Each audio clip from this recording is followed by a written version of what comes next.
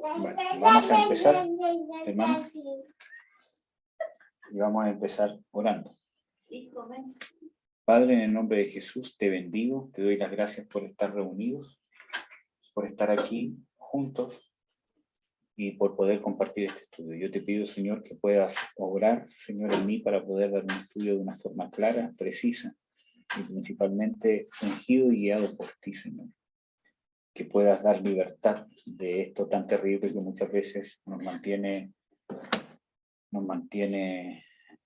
presos, y que realmente, ¿cierto?, que podamos ser completamente libres de la hechicería y de los demonios que muchas veces contaminan por medio de la hechicería. Te bendigo, Señor, y me pongo en tus manos, Padre. En el nombre de Jesús. Amén.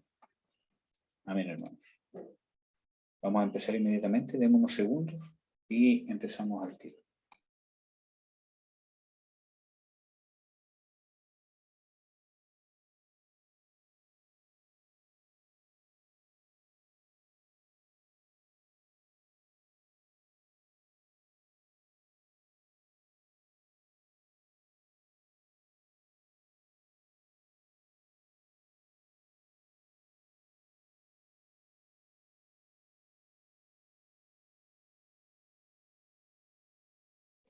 Ya, espíritu de hechicería. Entonces, cuando vimos en la primera parte, si ustedes no han visto esa primera parte, pueden encontrarla en YouTube, pueden encontrarla en Facebook, ¿cierto? También se hizo esa transmisión. Ahí la pueden encontrar. Bueno, vimos, ¿cierto?, que es hechicería, ¿cierto?, que es una obra de la carne, cuál es su clasificación, qué es realmente hechicería, que hay muchos actos que muchas veces uno cree que son cosas sin importancia, pero realmente Dios las aborrece, como algunas cosas, ¿cierto?, que hay ahí, por ejemplo, que realmente son hechicería. Una de las cosas también que vimos, por ejemplo, el tema del aborto, que también es prácticamente ofrecer al hijo que va a ser muerto, ¿cierto?, al niño que va a ser muerto, es prácticamente, ¿cierto?, ofrecerlo en sacrificio, igual que un rito satánico de un hechicero que consagra, ¿cierto?, a una persona o hace un sacrificio a algún demonio. Por lo tanto,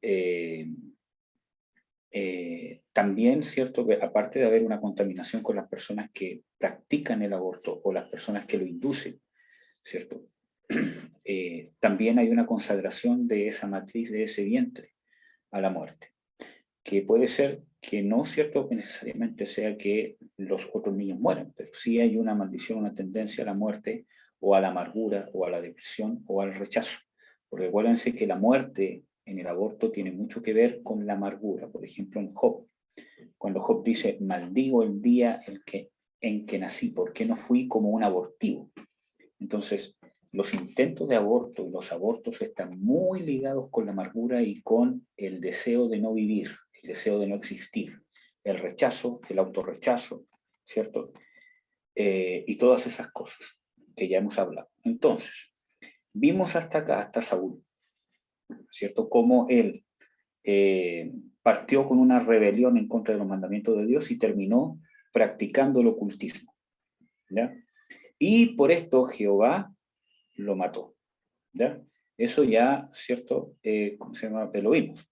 Vamos a ver un ejemplo, por ejemplo, en Segunda de Reyes 9:22, dice de que Jezabel practicaba las hechicerías. Lo vamos a leer, ¿no? Segunda de Reyes 9:22. Aparte que en Apocalipsis, como yo creo que muchos saben, sale literalmente de que Jezabel, o este espíritu jezabélico, practica hechicerías. Pero vamos a ver en el Antiguo Testamento, Segunda de Reyes 9:22, que es cuando Jehú empieza a ejercer el juicio en contra de Jezabel.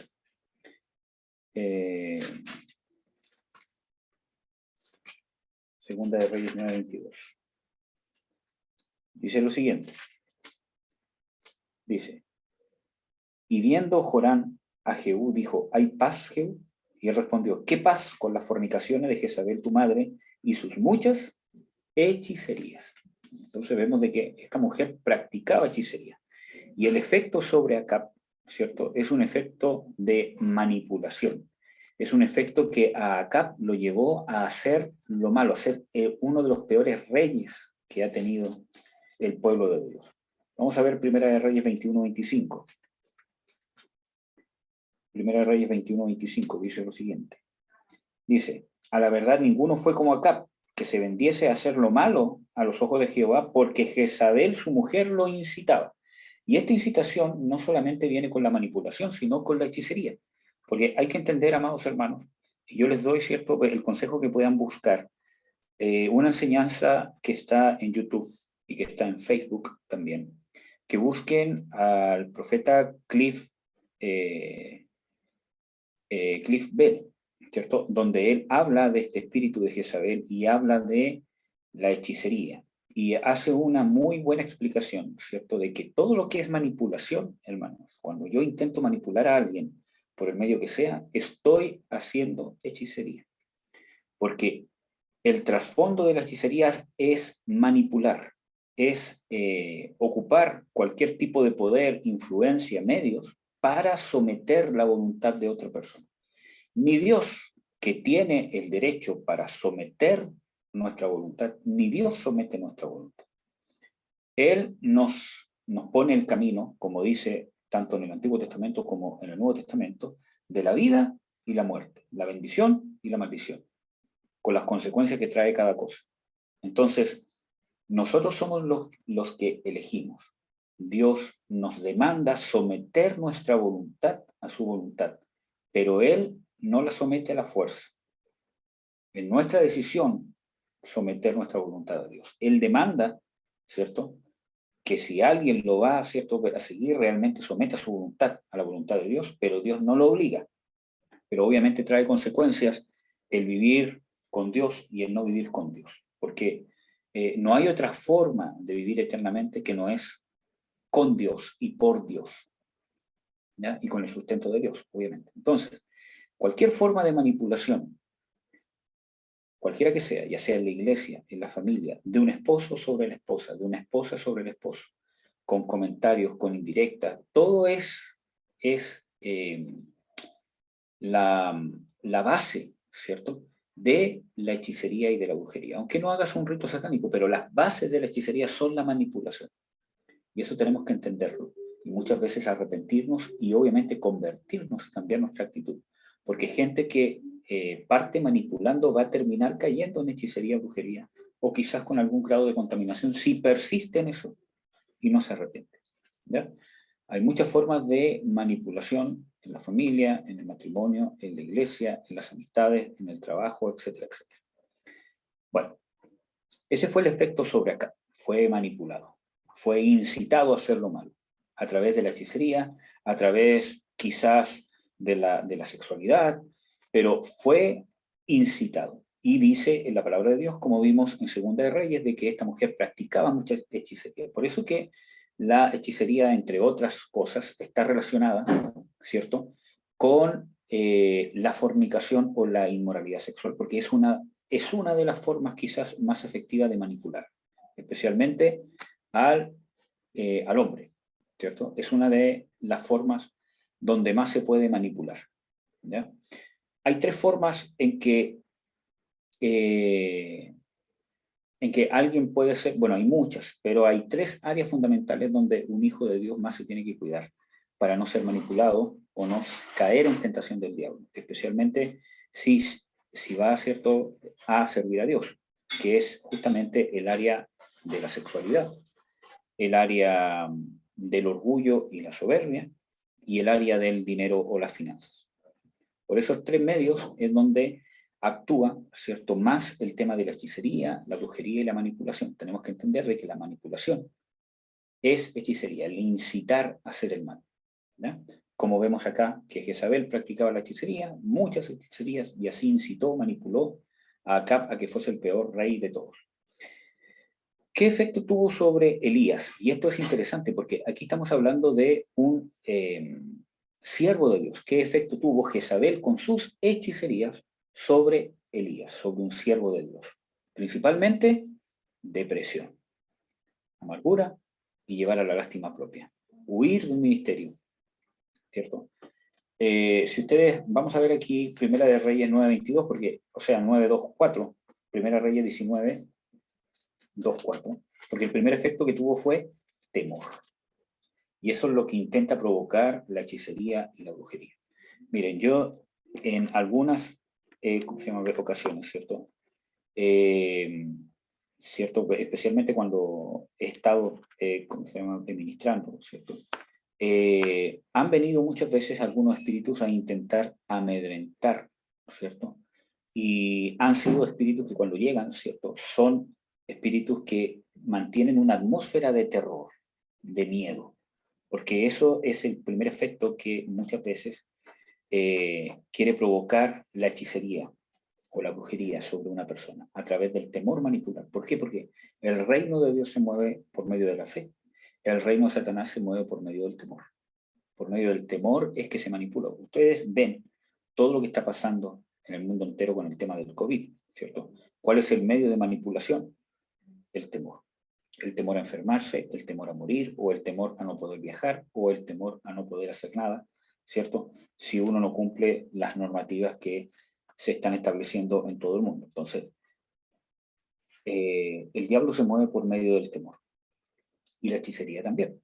Entonces, ¿cuál fue el primer efecto que causó en Elías? El efecto de la hechicería y de la brujería de Jezabel sobre él fue miedo, temor. Él temió y huyó, habiendo desbaratado recién, habiendo matado a más de 400 profetas de, ¿cierto? Él mismo con sus propias manos, ¿cierto? Y todo lo demás, viendo el respaldo de Dios, y huyó. ¿Por qué? Porque había un poder sobrenatural, ¿cierto? Había algo sobrenatural, porque no es normal que una persona que acaba de, con el respaldo de Dios, habiendo hecho lo que había hecho Elías, huya por temor por un simple mensajero. Vamos a ver, 19:2. Entonces envió Jezabel a Elías un mensajero, diciendo, así hagan los dioses, y así mañana, si mañana a estas horas yo no hago como tu persona, como las de uno de ellos. Viendo pues el peligro, se levantó y se fue a salvar su vida, y vino a Berseba, que es en Judá, y dejó allí a su criado.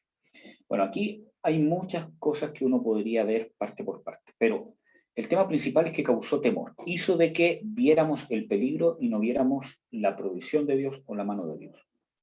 Y la hechicería nos va a manipular, especialmente en el servicio de Dios, en el ministerio, ¿cierto? Nos va a intentar llevar al temor al quedar solo, al temor a quedar en ridículo, al temor, pero siempre nos va a llevar al temor y a ver el peligro, a ver lo malo, y no a ver, ¿cierto?, de una manera divina las cosas, como dice en Romanos 8, que todas las cosas nos ayudan a vivir.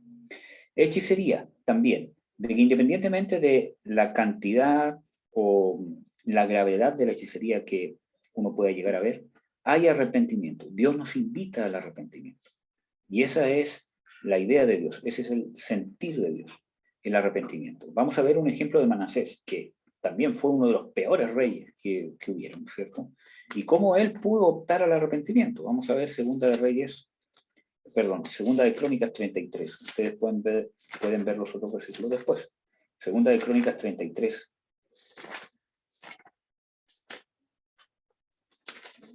Versículos 6, 11 y 12. 33, 6. Dice lo siguiente.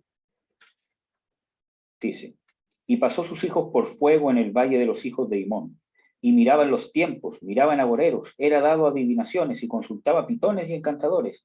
Subió de punto en hacer lo malo en ojos de Jehová para irritar. O sea, aquí está describiendo, ¿cierto?, que cayó en una práctica de hechicería bastante profunda.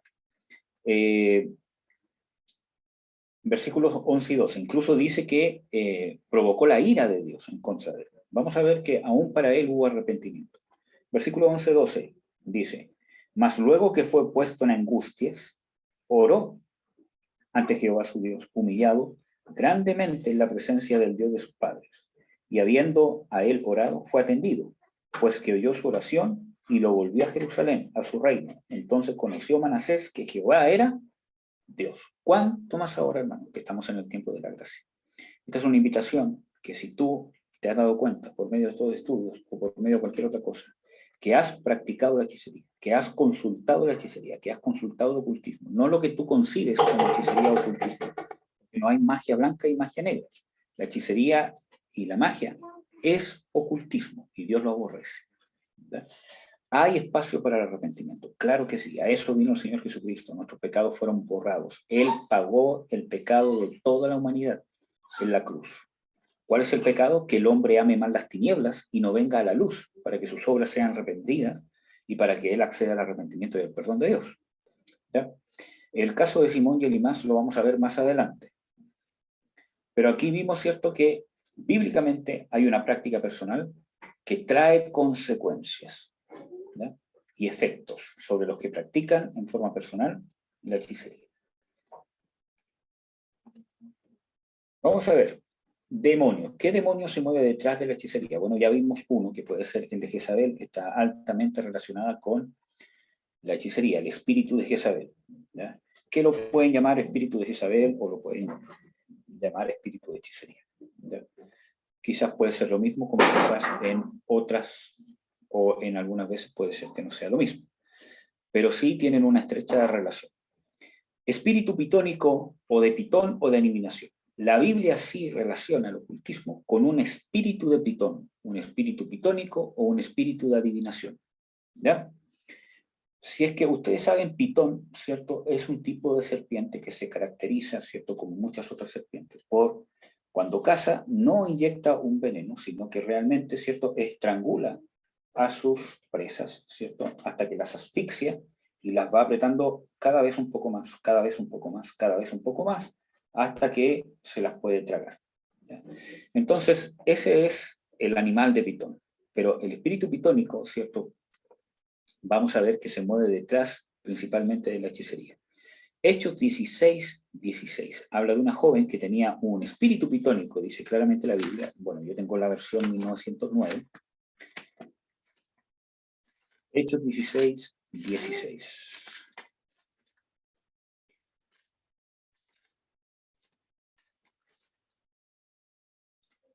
Dice lo siguiente. Y aconteció que yendo nosotros a la oración, una muchacha que tenía espíritu pitónico nos salió al encuentro, la cual daba grande ganancia a sus amos, adivinando. Entonces, las personas que practican la adivinación, ¿cierto?, o cualquier otro tipo de ¿cómo se llama?, ocultismo, en ellos se mueve un espíritu pitónico. Un demonio, que la Biblia lo llama espíritu de pitón o espíritu pitónico, o en algunas versiones está descrito como espíritu de adivinación. Se mueve un demonio. Si tú has practicado hechicería, brujería, lees las cartas y un montón de cosas más que ya hemos visto, es muy probable que haya algún grado de contaminación de demonios, por los cuales necesitamos arrepentirnos, romper la maldición y expulsar a los demonios. ¿Ya? Notificarles la multiforme sabiduría de Dios, notificarles que fueron derrotados en la cruz, que fueron desarmados y despojados. Primera de Samuel 28 del 7 al 8, que ya hablamos en el primer video, pero lo vamos a repasar un poco. Primera de Samuel 28, 7 al 8. Dice lo siguiente, aquí describe, ¿cierto?, cuando fue a consultar el rey Saúl a una mujer que tenía espíritu pitónico. Entonces vemos que daba adivinación, y vamos a ver aquí que consulta a los muertos. En las personas que consultan a los muertos se mueve este demonio. Si tú has ido a consultar a una persona que habla con los muertos, ¿cierto?, has ido a consultar a una persona que tiene un demonio. Literalmente le estás consultando a un demonio. ¿Ya? Y está recibiendo administración o favores de demonios. Primera de Samuel 28, 7 al 8. Dice lo siguiente. Entonces Saúl dijo a sus criados, buscadme una mujer que tenga espíritu de pitón, para que yo vaya a ella y por medio de ella pregunte. Y sus criados le respondieron, he aquí hay una mujer en Endor que tiene espíritu de pitón. Aquí vemos claramente que esa mujer que practicaba la adivinación y la consulta, ¿cierto?, especialmente con los muertos, tenía un espíritu de pitón. La Biblia lo dice claramente. Y disfrazándose Saúl, se puso otros vestidos y fue con 2 hombres, y vinieron a aquella mujer de noche, y él dijo, yo te ruego que me adivines por el espíritu de pitón, y que hagas subir a quien yo te dijere. ¿Ya? ¿Cierto? Pero obviamente ya explicamos esto, de que realmente esta mujer estaba acostumbrada a que este espíritu de pitón se hacía pasar por el muerto al cual estaban consultando, ¿no? Pero en este caso excepcional de la Biblia, ¿cierto? Vemos de que la Biblia nos muestra de que el que se apareció fue realmente el profeta Samuel. Y por eso de que esta mujer se espantó, ¿cierto? Se asombró y dijo, veo dioses que suben desde... Entonces, ¿por qué? Porque fue algo que no veía, ¿cierto? Ella estaba acostumbrada, ¿cierto?, a practicar esto, ¿cierto?, que este espíritu pitónico se hacía pasar por el muerto, ¿ya? Entonces, habilidades que entrega este espíritu de Pitón: adivinación, adivinación del futuro, del pasado, etcétera, etcétera, o del presente, cosas que supuestamente nadie sabe, ¿cierto? Pero estos demonios saben, más si es que son pecados o hemos practicado cosas en pecaminosidad, ¿cierto? Y hacerse pasar por los muertos, entregar dirección. En eso se mueve el horóscopo y todas esas cosas son ocultismos. Es ocultismo y contamina, trae contaminación demoníaca.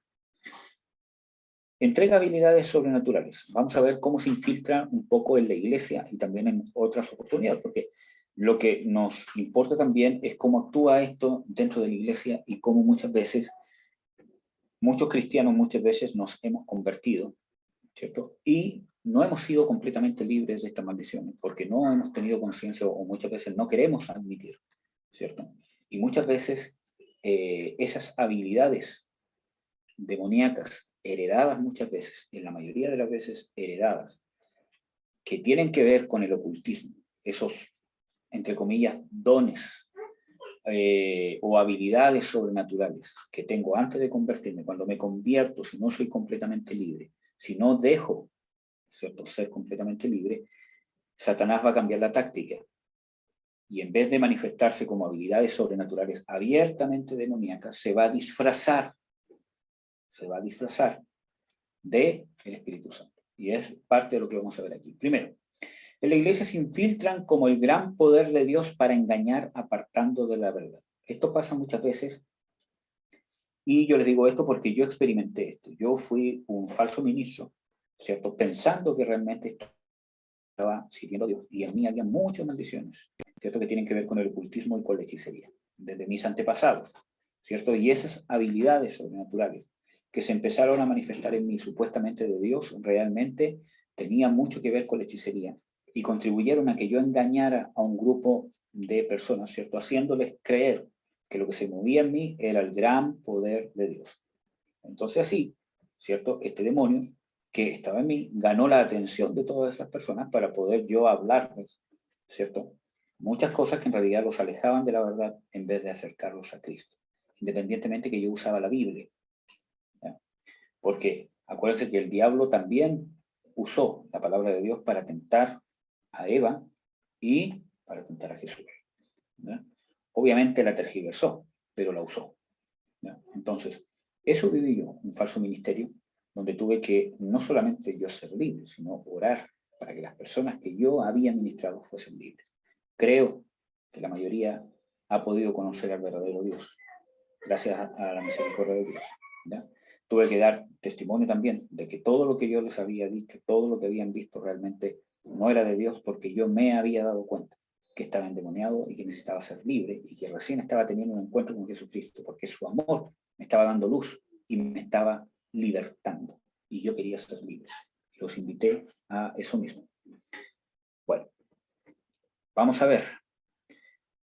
Bueno, un ejemplo, ¿cierto?, es el de Hechos. Ustedes saben, ¿cierto?, que el evangelista Felipe se encontró, o fue para Samaria, y se encontró con un grupo de personas que había estado siendo engañadas por un mago, ¿cierto?, por un practicante de artes mágicas, por un ocultista.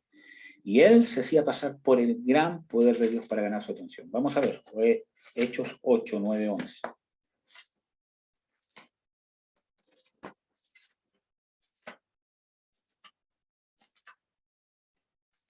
Hechos 8, 9, 11, dice lo siguiente.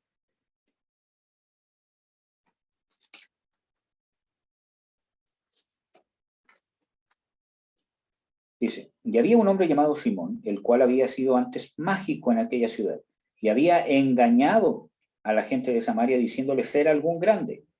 Ahí estábamos hablando de un efecto de la hechicería o cómo la hechicería puede obrar a través de una persona para conseguir o levantarle el ego, para hacerse pasar por algún grande, dice el versículo 9. Versículo 10. Al cual oían a todos atentamente, desde el más pequeño hasta el más grande, diciendo, este es el gran poder de Dios.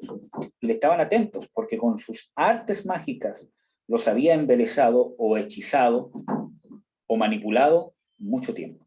Entonces vemos aquí, y ojo hermanos, por eso que es necesario que la transformación que Dios quiere hacer en nuestros corazones, nosotros la podamos vivir a plenitud. No nos conformemos simplemente con que yo ya sé que soy salvo, tengo paz en mi corazón, porque cuando muera me voy a ir con el Señor.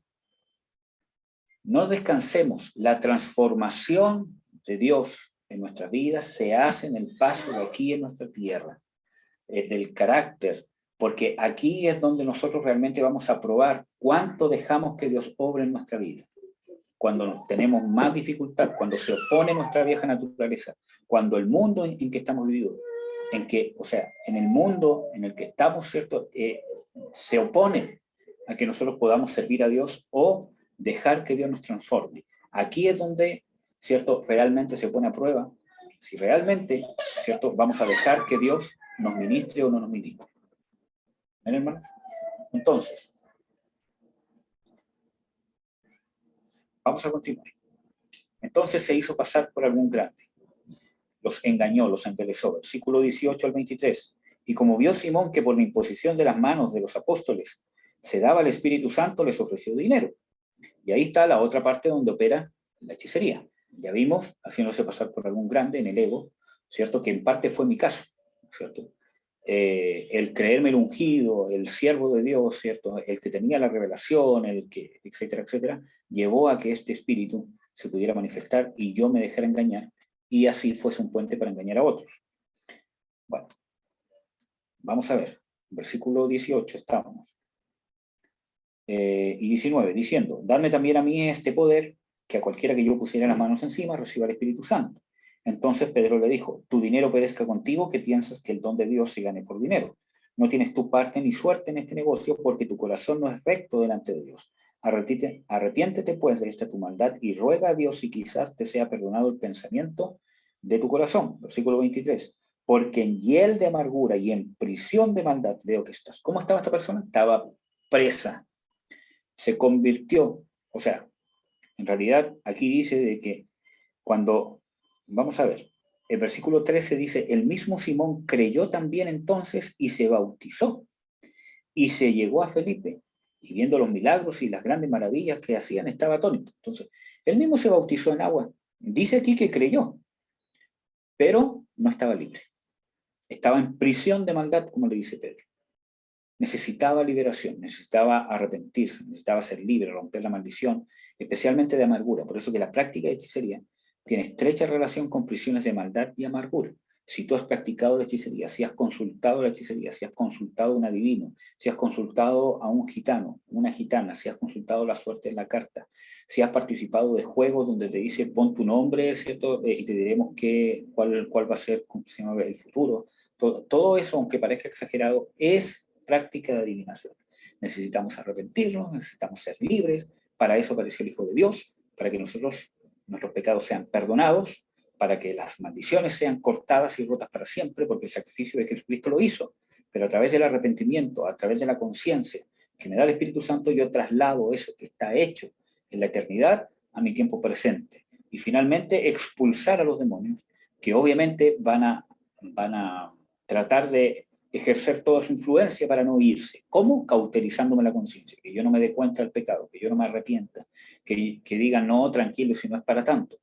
¿Por qué? Porque los demonios se quieren quedar en nosotros, para condenarnos, para mantenernos alejados de Dios y para cumplir sus propósitos. ¿Ya? Dios nos quiere dar luz, nos quiere que nos convirtamos de la luz a las tinieblas, como dice la Escritura, de la potestad de Satanás, de las tinieblas a la luz y de la potestad de Satanás a la luz o a Dios. ¿Ya? Entonces, tenemos que convertirnos, hermano. Bueno, entonces, también en Gálatas, ¿cierto? Había un mover demoníaco, una influencia demoníaca que los había manipulado, los había hechizado, los había confundido, los había apartado de la verdad. Lo vamos a leer, Gálatas 3, 1, 2, cómo actúa la hechicería en la iglesia. O sea, este es un tema más profundo de cómo actúa la hechicería en la iglesia, pero vamos a ver este ejemplo por lo menos. Gálatas 3, 1, 2 dice, oh Gálatas insensatos, ¿quién os fascinó? Y esa palabra fascinar viene del griego, que significa, entre otras cosas, ¿cierto?, engañar mediante falsas representaciones, ejercer una atracción irresistible a través de cualidades extraordinarias. Hechicería. El mismo ejemplo que estábamos viendo con Simón el Mago, ¿ya? Y no solamente tiene que ver con poder y cosas así, aunque tiene mucho que ver con falsos milagros, señales y cosas así, y este es el gran poder de Dios. Y hermanos, hay que recordar de que las señales, los prodigios y los milagros, no es lo más importante en el reino de Dios. Justamente como Dios las nombra, dice que son señales que señalan otra cosa. Una prueba que Dios da de que otra cosa se está manifestando. ¿Y qué es lo que se está manifestando? El reino de Dios. ¿Y cuáles son las cualidades principales del reino de Dios? La voluntad de Dios. Cuando ustedes lean en las Escrituras o vean en una enseñanza que se le habla del reino de Dios, automáticamente tienen que saber de que el reino de Dios en la Biblia es sinónimo de que se ejerce la voluntad de Dios. Reino de Dios y voluntad de Dios son dos términos inseparables. Van juntos. ¿Cuándo se manifiesta el reino de Dios? Cuando se está haciendo la voluntad de Dios. Y no es que sea que Dios me ordena que predique, estoy haciendo la voluntad de Dios. Es parte de, pero no es la parte principal, sino que cuando en el corazón de una persona, ¿cierto?, decide hacer la voluntad de Dios, arrepentirse de lo malo y volcarse a lo bueno. Cuando empiezo a tomar como voluntad propia, ¿cierto?, a identificarme con la voluntad de Dios, reconocer que lo que he hecho, o lo que hago, o lo que estoy haciendo, o lo que voy a hacer, no es la voluntad de Dios, y volverme, comprometerme a hacer la voluntad de Dios. Eso es una manifestación del reino. Por ejemplo, cuando tengo ganas de vengarme, y en vez de vengarme, perdono. Y perdonar no solamente encerrarme en una pieza y decir, yo lo perdono. Tengo que tener una actitud de perdón. Y eso cuesta. Cuando yo hago eso por hacer la voluntad de Dios, por sobre lo que quizás siente mi carne, estoy estableciendo el reino de Dios en mi vida y sobre la persona a quien le estoy manifestando ese perdón. Aunque quizás no le diga verbalmente, te perdono, pero quizás mi actitud de perdón, ¿cierto?, que no quiere decir que aguante que me hagan cualquier cosa, pero mi actitud de perdón, ¿cierto?, está transmitiendo el reino de Dios. Y eso abre puertas para la libertad, para la sanidad, para la señal de los prodigios y milagros. Amén. Vamos a ver, Gálatas 2, versículo 4, dice lo siguiente. Y eso por causa de los falsos hermanos que se entraban secretamente para espiar nuestra libertad que tenemos en Cristo Jesús, para ponernos en servidumbre. Aquí está hablando, ¿quién los embelezó? ¿Quién los engañó? ¿Quién los fascinó? ¿Quién los hechizó? Falsos hermanos que querían sacarlos de su libertad en Cristo Jesús y someterlos a servidumbre.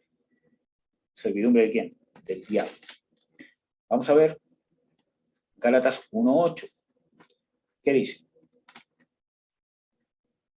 Más aún, si nosotros o un ángel del cielo os anunciare otro evangelio del que os hemos anunciado, sea anatema. Sabemos de que, ¿qué pasó en Gálatas? Entre otras cosas, a través de que muchos falsos hermanos quisieron persuadir o judaizar a las personas.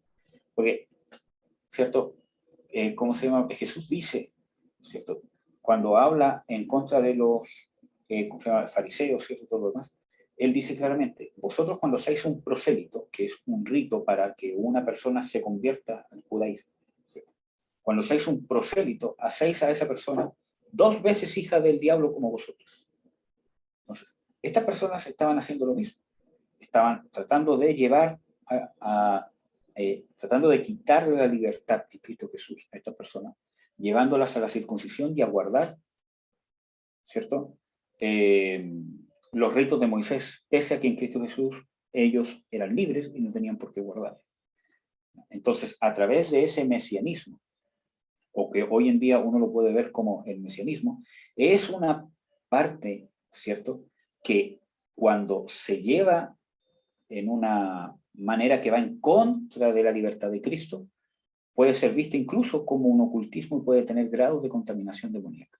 Uno puede entender que una persona que es de descendencia judía, ha practicado el judaísmo, ¿cierto?, y que se convierte a Cristo, mantenga, ¿cierto?, algunos ritos, ¿cierto?, y cosas que son propias de su cultura,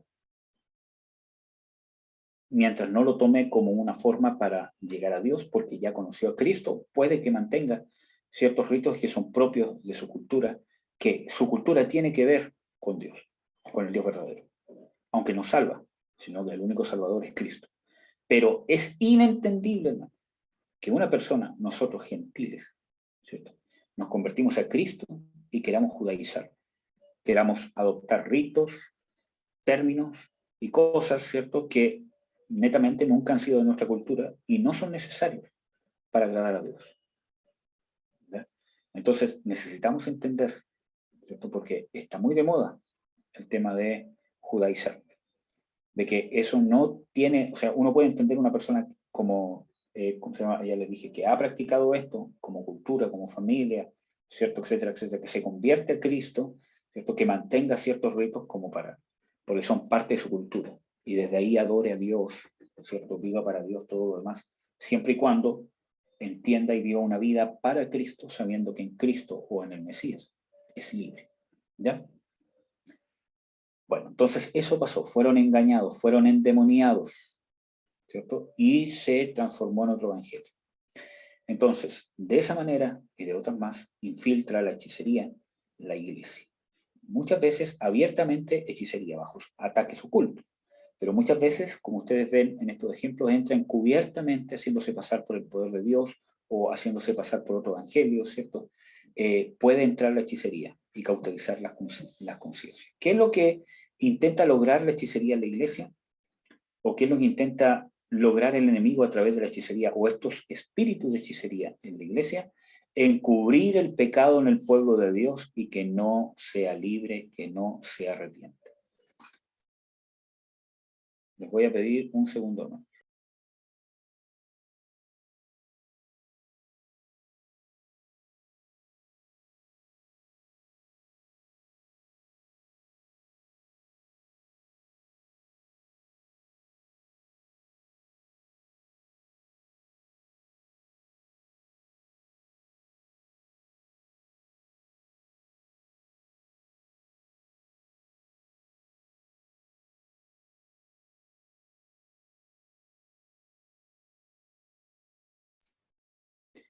Ya. Entonces, ¿cómo lo hace? Realmente nos lleva a, o que este espíritu de hechicería, ¿cierto?, va a llevar a una iglesia, un pueblo de Dios, una familia o una persona a encubrir el pecado, a que no vea su pecado. ¿Ya? Vamos a ver algún versículo bíblico. Lucas 2, o sea, perdón, Lamentaciones 2:14. Ustedes pueden ver los otros. Lamentaciones 2:14.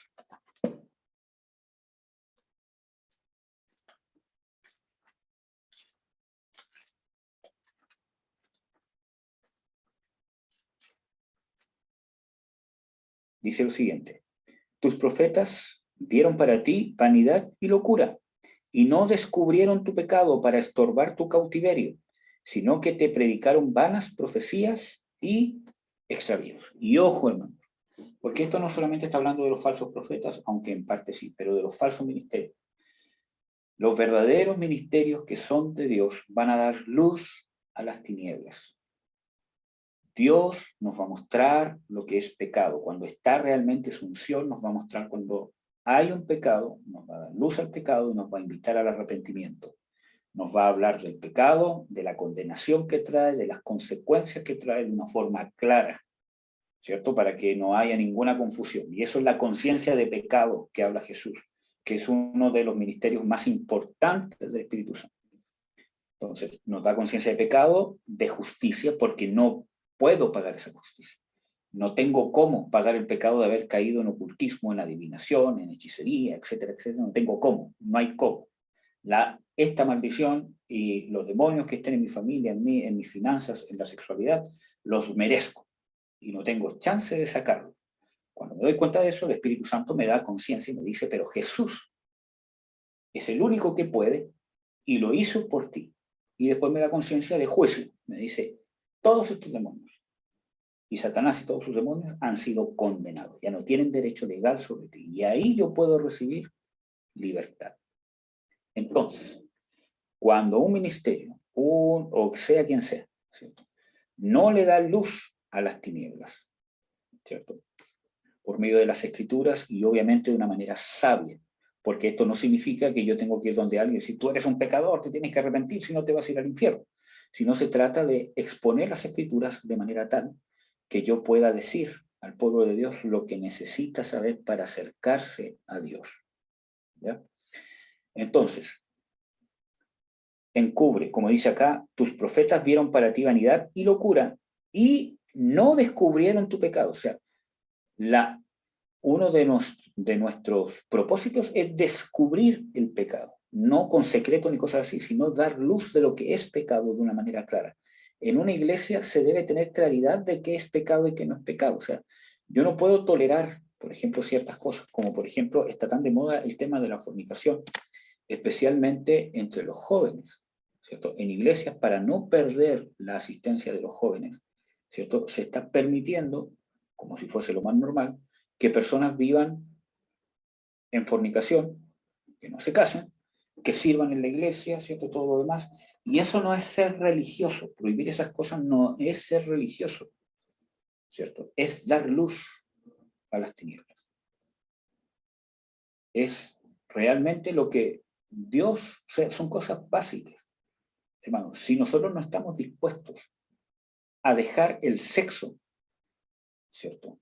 El sexo cuando no es, ¿cierto?, en el orden de Dios. Si no estamos dispuestos a dejar eso por Jesucristo, ¿cómo podemos decirle que lo amamos? ¿Cómo podemos decir que amamos a su palabra? ¿Cómo vamos a poder ministrarla? ¿Cómo vamos a poder entregarla si no la amamos?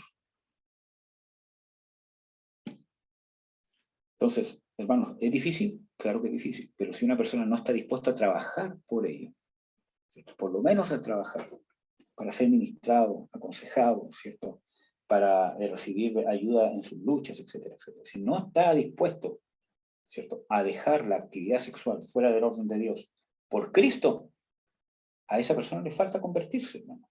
Tiene que convertirse. ¿Y cómo voy a poner a servir a alguien que no se ha convertido en un área tan importante?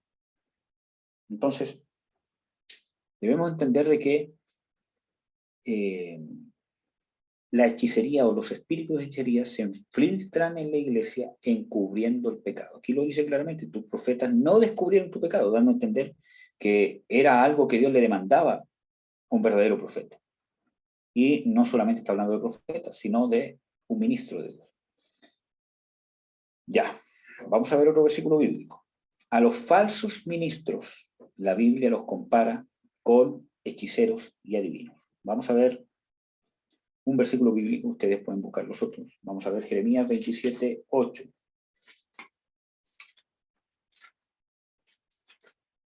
Dice lo siguiente: y será que la gente y el reino que no sirvieran a Nabucodonosor, rey de Babilonia, y que no pusiere su cuello debajo del yugo del rey de Babilonia, con espada y con hambre y con pestilencia visitaré a tal gente, dice Jehová, hasta que los acabe yo por su mano. Parece que me equivoqué de versículo. Sí, lo anoté mal.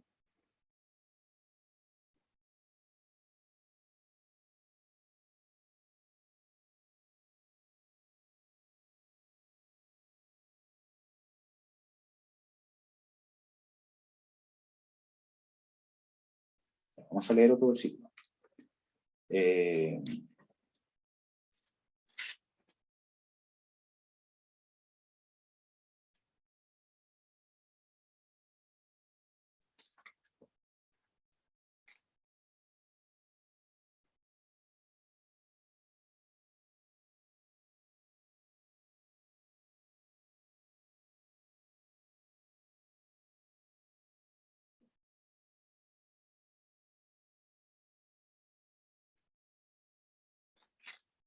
No, me equivoqué de versículo, hermano. Disculpen. Vamos a leer otro. Vamos a leer, por ejemplo, Primera de Juan 4, del 1 al 2, que es un versículo bien conocido, ¿cierto? Que habla del espíritu del anticristo. Primera de Juan 4, del 1 al 2. Dice: Amados, no creáis de todo espíritu, sino probad los espíritus si son de Dios, porque muchos falsos profetas son salidos en el mundo. En esto conocer el espíritu de Dios, todo espíritu que confiesa que Jesucristo ha venido en carne, es de Dios. Entonces, aquí está hablando de que hay muchos falsos ministros, ¿cierto? Porque aquí no solamente está hablando de profetas como el ministerio profético, sino que hay muchos falsos ministros que son salidos por el mundo, y estos, ¿cierto?, que dice son falsos espíritus. Por eso dice, no creáis a todo espíritu, porque muchos falsos profetas son salidos por el mundo. Entonces, estos demonios, ¿cierto?, se mueven detrás de falsos ministerios, ¿cierto?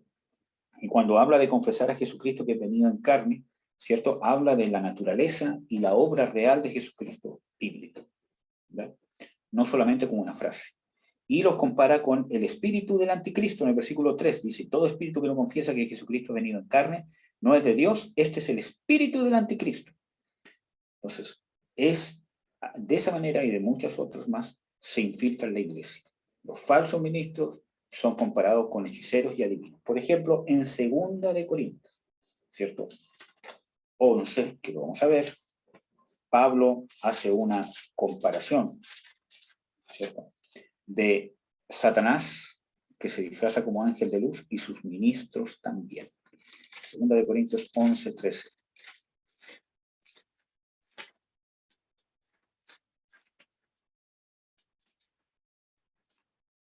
Porque estos son falsos apóstoles, obreros fraudulentos, transfigurándose en apóstoles de Cristo.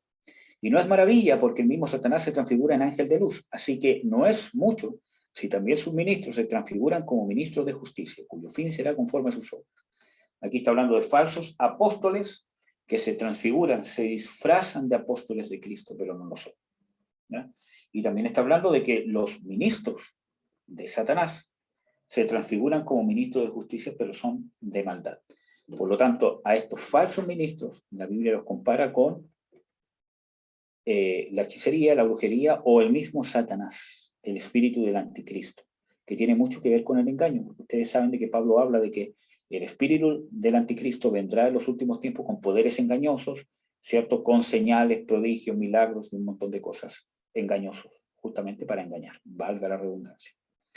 También, ¿cierto?, el espíritu de hechicería, cuando se infiltra en la iglesia o cuando quiere influenciar sobre la iglesia, es para que las personas que se van a convertir o que están creyendo se aparten de la verdad. Impedir de que la iglesia, ¿cierto?, obre de una manera eficaz en hacer que el mundo se aparte de la mentira y se convierta en la verdad. Por ejemplo, la influencia que tiene el mundo, o sea, la influencia que debería tener la iglesia sobre la sociedad, sobre las autoridades de la sociedad, para poder llevar a esta sociedad a que cada vez se acerque más a Cristo, ¿ya?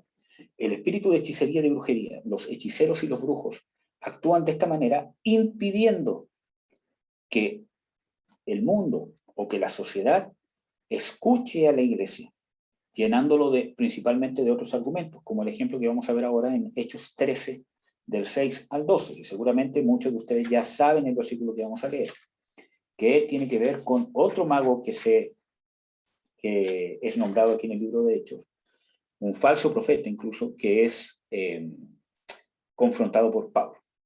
Vamos a ver. Hechos 13, del 6 al 12. Dice lo siguiente. Y habiendo atravesado toda la isla hasta Patno, hallaron un hombre mago, falso profeta. Aquí está hablando lo mismo que veíamos antes.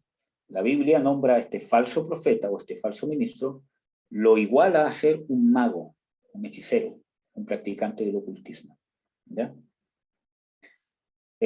Falso profeta judío, llamado Bar Jesús, el cual estaba con el procónsul Sergio Paulo, varón prudente. La influencia sobre la sociedad, ¿qué es lo que está pasando en el mundo? Y para no ir más lejos, lo que pasa en Chile, ¿cierto? Cómo, ¿cierto?, a través de la hechicería, ¿cierto?, se está influenciando sobre la sociedad. Se están cambiando los conceptos de moralidad, se está normalizando cosas que antes no eran normales, ¿cierto? Y se está llevando a las autoridades de la sociedad a aceptar estas normalidades y a implantarlas e implementarlas, como lo que vemos que está pasando en nuestro país y en el mundo entero. ¿Ya? Entonces, mas llamando a Bernabé y a Saulo, deseaba oír la palabra de Dios. Mas le resistía ¿a quién? Elimás, el encantador. Elimás, el encantador, el hechicero, el brujo, ¿cierto? El falso profeta. Sigamos. Que así se interpreta su nombre. Procurando apartar de la fe ¿a quién? Al procónsul. ¿Cuál era el objetivo? ¿Cuál es el objetivo de los hechiceros que están trabajando en Chile? O en contra de Chile, ¿cierto? ¿Cuáles son los objetivos de su hechicería? Apartar a las autoridades, apartar a la sociedad de la verdad, que no escuchen la palabra de Dios, a través de muchas cosas, haciendo de que la iglesia pierda testimonio. Porque, ¿cómo hizo Balaam finalmente para ayudar a Balac a destruir al pueblo de Israel? ¿Cierto? Porque sabemos de que él quiso maldecir al pueblo, pero Dios no lo permitió, cambió la maldición en bendición. Nosotros sabemos todo eso. Pero Balaam finalmente, que pasó de ser un profeta a un adivino, ¿cierto? Logró hasta cierto punto dañar al pueblo de Israel. ¿Cómo lo hizo? Enseñándole a Balac cómo hacer que el pueblo cayera en juicio, cayera en pecado. Y le dijo, lleva a las mujeres más bellas que tenga y que los lleven a estas personas a fornicar, y vas a ver cómo ellos mismos se van a meter en un pecado tremendo y van a ser exterminados.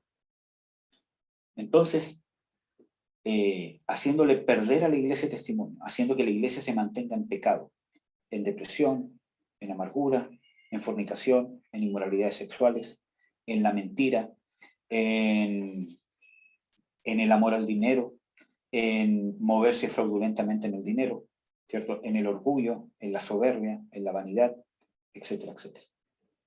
Así debilita a la iglesia, ¿cierto? Y hace que pierda el testimonio, y no solamente el testimonio, sino que pierda poder, efectividad. Podemos orar, tirar aceite al cielo, tirar vino y hacer un montón de cosas, pero si no tenemos la autoridad de Dios y el poder de Dios, no sirve de nada todos los ritos que hagamos, hermano. Si nosotros realmente tuviésemos la autoridad de Dios, que ciertamente la tenemos del hecho de haber nacido de nuevo, pero si tuviésemos el poder de Dios, o esa autoridad estuviese en plena como autorización de Dios para que la pudiéramos usar, o las condiciones en que estamos fuesen las óptimas, ¿cierto? Para que nosotros pudiéramos ejercer esa autoridad con el poder del Espíritu Santo y alineados a la voluntad de Dios, porque Dios no es mi sirviente, no lo que a mí se me ocurra porque tengo autoridad, Dios lo va a hacer, ¿cierto? El usar la autoridad de Dios es que Dios ordena algo y yo tengo la suficientemente discernimiento y sensibilidad para discernirlo y aplicarlo de la manera correcta que Dios desea que lo haga. Ahí se va a ver el respaldo de Dios. Entonces, a través de este pecado, a través de mantener el pecado, como vimos acá, de encubrir el pecado, de normalizar muchas cosas en la iglesia, perdemos poder, perdemos efectividad. Por lo tanto, nos desgastamos orando, nos desgastamos haciendo un montón de cosas, ritos, enterrando estacas y quizás que otras cosas más, ¿cierto? Y tirando mantos y haciendo un montón de cosas que yo no digo que esté malo hacerlo, aunque tengo mis apreciaciones personales con eso, pero al punto que voy, que eso no es lo más importante. Yo no voy a libertar a un pueblo por enterrar unas estacas, por tirar sal, por tirar aceite. El pueblo se va a libertar porque el reino de Dios se establece y porque la autoridad de Dios se está estableciendo. Y para eso yo necesito estar en las condiciones óptimas. Si Dios me ordena hacer una cosa así, ¿cierto? Que tenga que ver con aceite o con sal o con lo que sea, ¿cierto? Si yo tengo la autoridad de Dios y lo estoy haciendo realmente en una legalidad, ¿cierto? Entonces va a tener el efecto que Dios desea. Pero lo más importante no es el rito que Dios me está mandando a hacer, sino que yo esté en la condición para que la autoridad de Dios se refleje.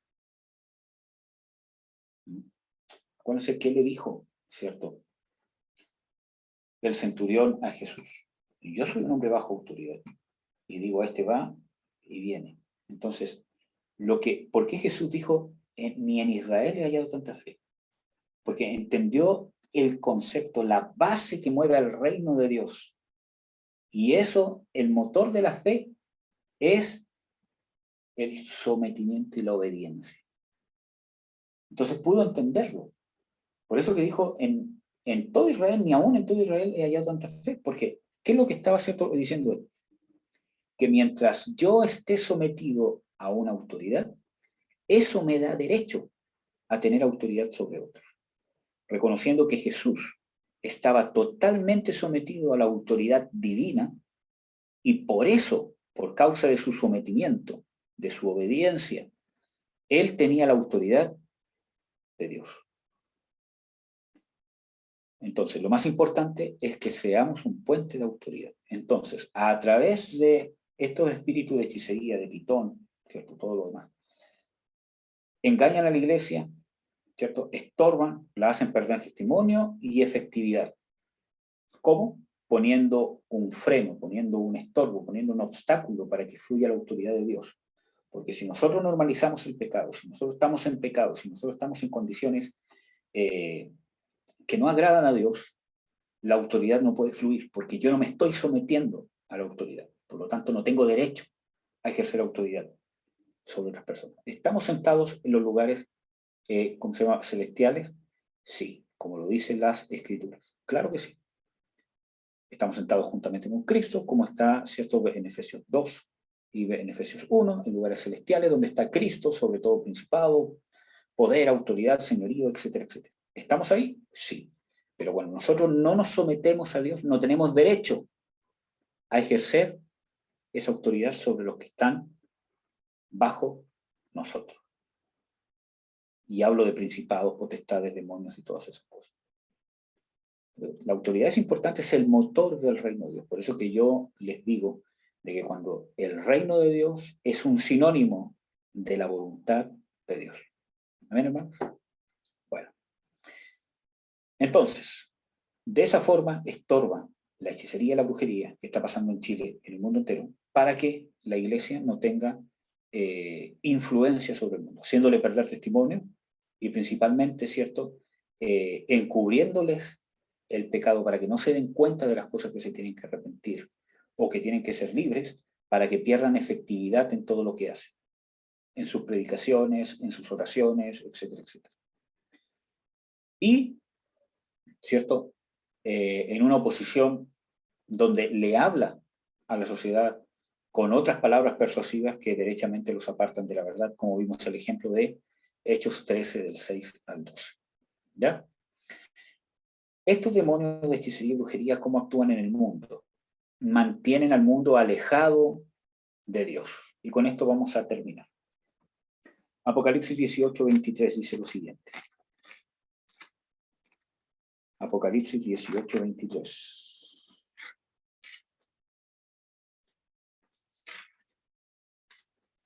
Dice, y luz de antorcha no alumbrará más en ti, y voz de esposo ni de esposa no será más en ti oída, porque tus mercaderes eran los magnates de la tierra, porque en tus hechicerías todas las gentes han errado. ¿A dónde va a atacar con la hechicería y con la brujería? En este mundo, en los magnates de la tierra, autoridades, reyes, presidentes, especialmente los que tienen el mayor poder económico y el mayor control o influencia sobre este mundo.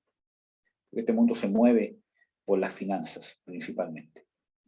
Por las finanzas, la fama, pero todo se mueve por el amor al dinero. Entonces, los que tienen mayor influencia en el área de las finanzas es donde más este espíritu de hechicería, si ustedes leen todo el contexto van a ver que está hablando de la gran ramera, ¿cierto?, influencia sobre estos magnates y a través de ellos mantiene al mundo engañado. ¿Ya?